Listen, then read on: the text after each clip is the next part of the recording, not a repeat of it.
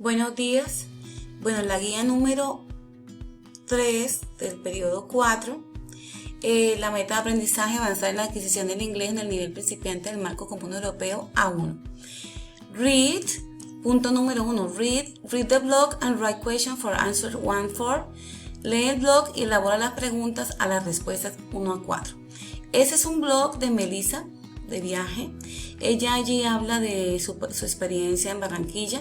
Les recomiendo que las palabras que están en rojo, la mayoría son de verbos en pasado. Por ejemplo, went, el pasado de go; visit, el pasado de visit; watch, el pasado de watch; was, el pasado del verbo to be, is; love, que es el pasado de love; saw, que es el pasado de see, el verbo ver; explain, explicar, explicó, explained; learned, aprender, aprendió; watch, mirar, observar, pasado. Estas dos palabritas, fantastic, no son verbos, son fantástico, como dice. Awesome es maravilloso o grandioso. Entonces, ojo con los verbos que están aquí: went, visit, went, watched, was, loved, saw, explained, learned y watched. Fantastic y awesome no son verbos. Entonces usted tiene que leerlo y responder estas preguntas. Estas preguntas llevan siempre la palabrita de WH question. Por ejemplo, aquí dice where did Melissa. Como estamos respondiendo con el went, tenemos que colocar aquí el verbo en presente. Where did Melissa go? De manera que tú, según la respuesta, te guíes para hacer la pregunta. Aquí la respuesta es: she visited the Elsa Carrick Room and the Museum of the Caribbean. Entonces dice la respuesta: ella visitó a Elsa Carrick Room y el museo. Entonces la pregunta es: ¿qué lugares ella visitó? Entonces tú acá preguntas what places, what, WH question, places, plazas, lugares, y aquí colocamos did, el auxiliar did, más esto que dice what did she visit, sin la ed, para que nos quede la pregunta. Aquí sería she learned about Caribbean culture, ¿qué aprendió ella? Entonces what did she learn, sin el ed.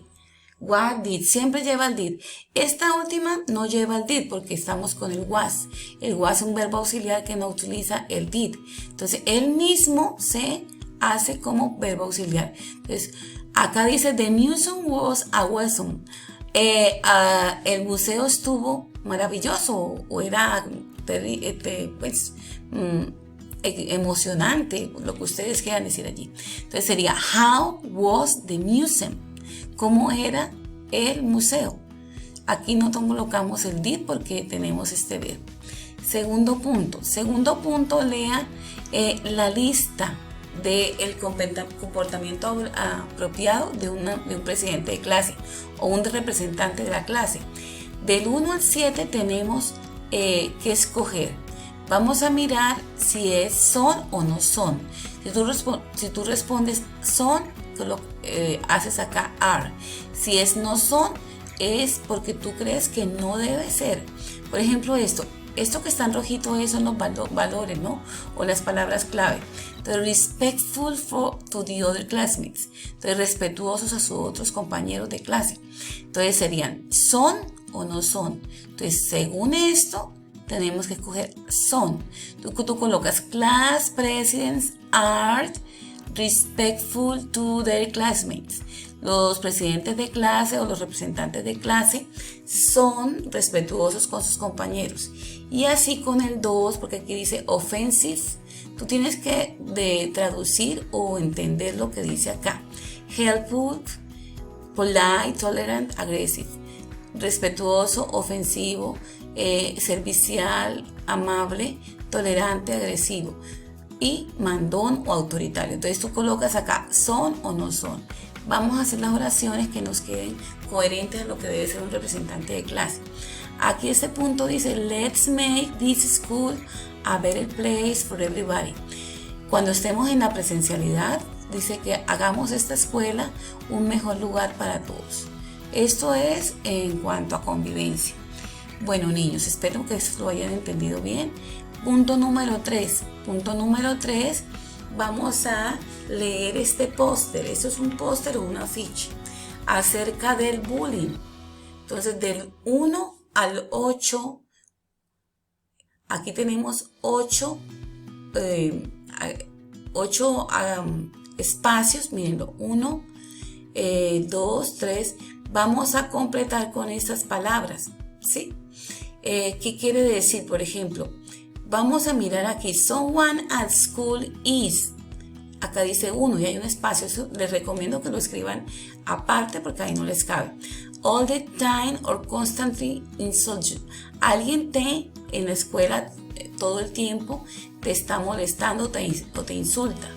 Entonces, someone in school is, vamos a buscar mobile phone, no, your permission, social media, mobile phone, el celular, your permission, tu permiso, social media, medios sociales, te excluye de grosero contigo, a violencia física, la ropa de los chicos o jugar con muñecas. Entonces dice, someone at school is rude to you, grosero contigo, all the time or constantly insults you.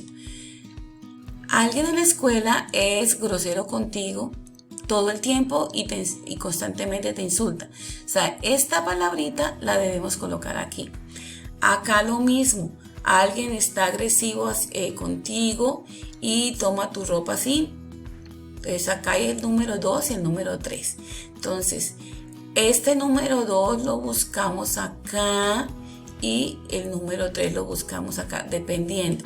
Ya les dije el significado de estos. Entonces, por favor, este puntico me lo hacen aparte, de manera que no les quede desordenado. Dice, nadie debería ser respetuoso contigo, nadie debería bajarte la moral o ponerte triste. Recuerda que no importa qué, tú eres muy importante. Campaña contra el bullying. No solamente el bullying en la escuela, ¿no? También en el vecindario, en cosas así, en lugares que haya bastante público. Punto número 4, niños, el punto número 4, listado de palabras 30 en inglés que tú no conozcas y al frente le buscas el significado en el diccionario. Las palabras son de la guía, no son del diccionario. Si se buscan en el diccionario, porque cuando no sabemos, por ejemplo, heartful, entonces tú buscas en el diccionario, pero las buscas de la guía. Recomendaciones, por favor, las recomendaciones. Vamos a tener en cuenta las recomendaciones y los criterios de evaluación. Que Dios los bendiga. Muchas gracias por estar pendientes, por ser responsables y que Dios los bendiga y muy buen trabajo.